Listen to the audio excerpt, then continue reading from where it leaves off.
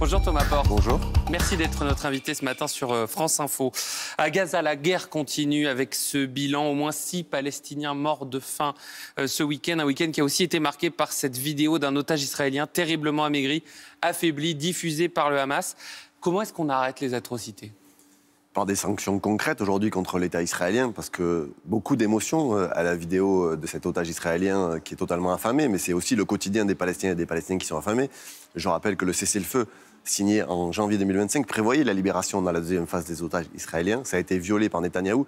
Et je crois qu'aujourd'hui, il faut des sanctions concrètes contre l'État israélien. La France a une responsabilité. Elle continue de livrer des armes. Elle continue d'avoir des accords économiques, diplomatiques avec l'État israélien qui, malgré les tweets, malgré les communications, continue de massacrer une population. C'est la pire famine de l'histoire du XXIe siècle. On dit des experts de l'ONU. Ça, c'est une réalité. On a aujourd'hui des visages d'enfants, de corps déchiquetés, d'enfants qui sont rachitiques, qui meurent de faim. On est en 2025, on a une population qui est victime d'un génocide. Il faut prendre la mesure de ce qui se passe. On va revenir sur ces sanctions, sur cette aide humanitaire, pardon. Mais vous parliez de sanctions, justement. Vous disiez des sanctions contre le gouvernement israélien. Est-ce qu'il en faut aussi contre les dirigeants du Hamas ? Mais les dirigeants du Hamas, ils ont été assassinés pour la plupart par l'État israélien qui a mené une opération depuis 2 ans aujourd'hui. Qui a violé le cessez-le-feu qui prévoyait les libérations des otages ? C'est l'État israélien. Qui continue d'empêcher l'aide humanitaire de rentrer ?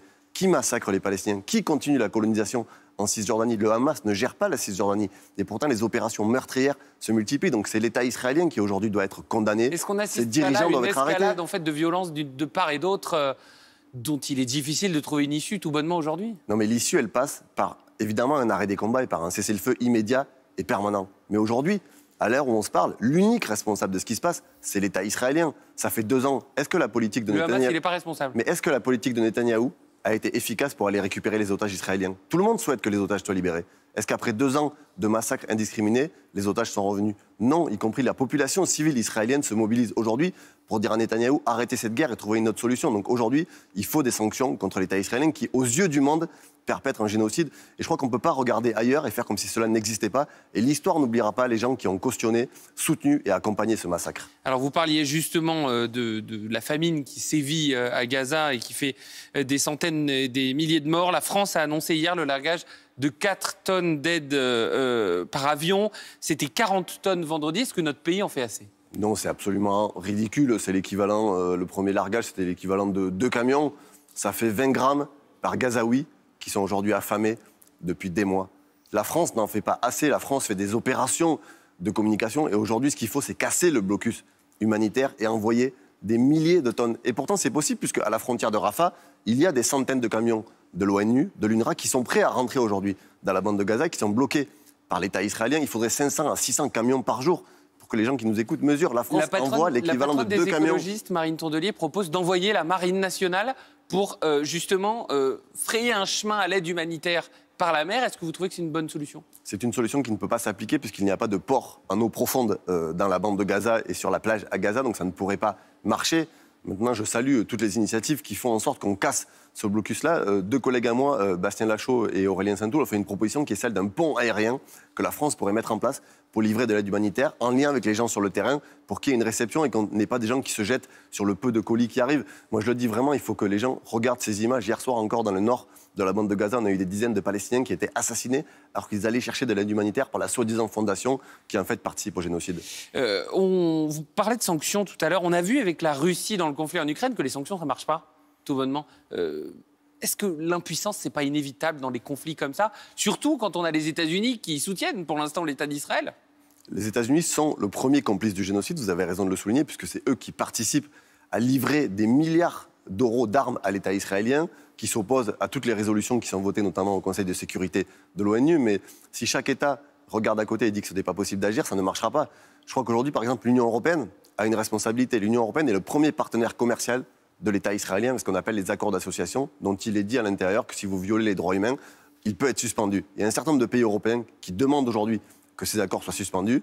Je regrette que des députés macronistes, il y a quelques semaines, à l'Assemblée nationale, aient voté contre une résolution pour suspendre cet accord d'association. Donc je crois qu'il y a des responsabilités. La France, l'Union européenne et les États ont le devoir d'agir et de ne pas regarder en silence ce massacre. Alors ce conflit, il a aussi des conséquences sur notre sol. Hier, le ministre des Affaires étrangères, Jean-Noël Barrot, a annoncé que Nour Atala, étudiante gazaoui, qui avait, je cite, quitté le territoire, des publications antisémites ou à la gloire d'Hitler avaient été retrouvées sur ses réseaux sociaux. Est-ce que pour vous, c'était la bonne chose à faire ? D'abord, les publications, si elles sont vérifiées, sont absolument inadmissibles. Nous, on n'est pas là pour cautionner des gens qui font l'apologie de l'antisémitisme ou qui relaient des publications d'Adolf Hitler. Maintenant, je vois bien comment le cas d'une personne est utilisé notamment par l'extrême droite qui soutient Israël pour faire en sorte qu'on n'ait plus aucun réfugié palestinien qui arrive sur le territoire national. Cette polémique, elle est partie d'un fait qui est absolument grave et que je condamne ici aujourd'hui, mais qui derrière est venu faire en sorte que Jean-Noël Barrot dise qu'il n'y ait plus un seul réfugié palestinien qui arrive aujourd'hui. Je crois que la France a le devoir d'accueillir les Palestiniennes et les Palestiniens qui sont victimes d'un génocide.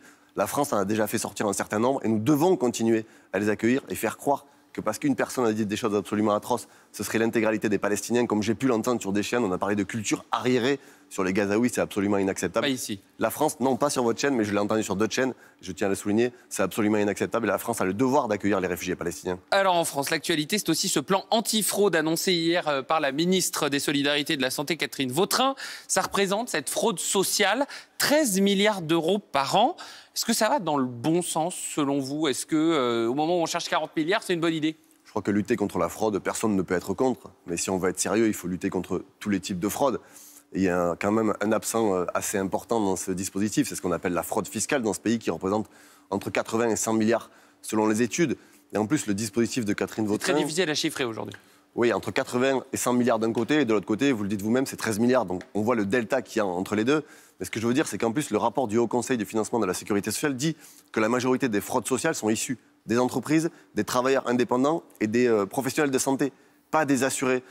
C'est un plan de communication qui vise à cibler les plus fragiles, à faire croire que les pauvres fraudent dans ce pays, alors qu'on a des gens qui accumulent une masse d'argent considérable qu'on ne va pas chercher. Et je donne un élément de recette, la taxe Zuckman, qui concerne 1800 foyers, les 1800 foyers les plus riches dans ce pays, 2% sur les 100 millions de patrimoine.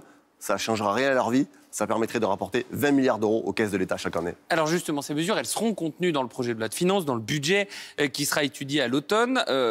Vous l'avez dit, vous souhaitez, vous, faire tomber le gouvernement par une motion de censure à ce moment-là. On sait que ça coûte cher, une censure. C'est difficile à chiffrer, mais on sait que ça coûte de l'argent. Est-ce que ça ne va pas aggraver un peu plus le déficit des finances publiques ? Je crois que ce qui coûte cher à la France aujourd'hui, c'est les politiques menées par François Bayrou, qui est quand même la plus grande fraude, si on veut parler de fraude sur ces dernières semaines, parce que c'est un Premier ministre qui est arrivé par effraction, qui n'a aucune majorité dans le pays. Nous, depuis janvier, nous avons déposé 8 motions de censure, on les a votées à chaque fois, et je souhaite que le gouvernement... Vous pensez que les socialistes vont vous suivre cette fois ? Mais j'espère que les socialistes vont voter cette motion de censure. En tout cas, j'ai entendu certains éléments de langage, mais je donne un exemple des conséquences sur la vie quotidienne des Françaises et des Français.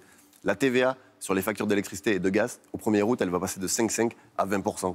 Ça, c'est les conséquences des politiques de François Bayrou et de la non-censure du Parti socialiste. Donc moi, j'appelle à la responsabilité. Si on veut stopper ces politiques d'austérité, parce que je n'arrive pas à comprendre. Si vous faites tomber le gouvernement, avec qui, justement, vous allez gouverner ? Parce que vous tapez assez fort sur les socialistes. Est-ce que vous pouvez regouverner ensemble maintenant ? Mais évidemment, puisque nous avons un accord programmatique qui était celui du nouveau Front populaire. C'est un accord... Après tous les noms d'oiseaux que vous êtes jetés pendant plusieurs mois. C'est un accord politique qui a fait que des députés, les socialistes, ont été élus sur un programme. Ils n'ont pas été élus pour attaquer la France insoumise, ils n'ont pas été élus pour aller négocier avec François Bayrou. Vous avez attaqué aussi, ils n'ont pas été élus pour sauver Emmanuel Macron. Ils ont été élus sur un accord programmatique. Et je crois qu'aujourd'hui, la responsabilité du chef de l'État, c'est encore une fois de respecter les résultats des élections. Je le dis parce qu'on va approcher des échéances municipales, des échéances présidentielles. Si vous faites en sorte que les gens aillent voter et vous ne respectez pas leur vote, vous abîmez durablement la démocratie. Rapidement, parler des municipales. Est-ce que, comme certains de vos collègues, vous serez candidat, vous, aux municipales ? Je ne serai pas candidat aux élections municipales. J'aurai des gens de mon entourage qui seront candidats, notamment Aziza Nouioua, qui travaille pour moi, qui sera tête de liste et candidate à Neuilly-sur-Marne pour l'ensemble de la gauche. Très bien. Merci beaucoup, Merci Thomas à vous. Porte, d'avoir été notre invité ce matin.